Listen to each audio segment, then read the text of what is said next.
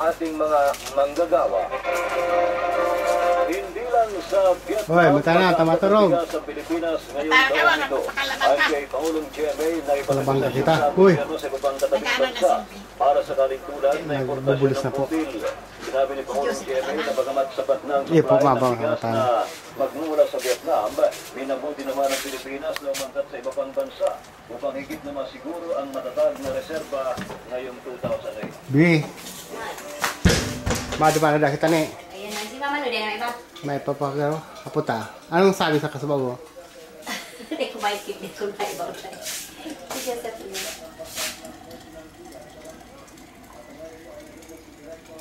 Ladaw po na pati si Busis katulad.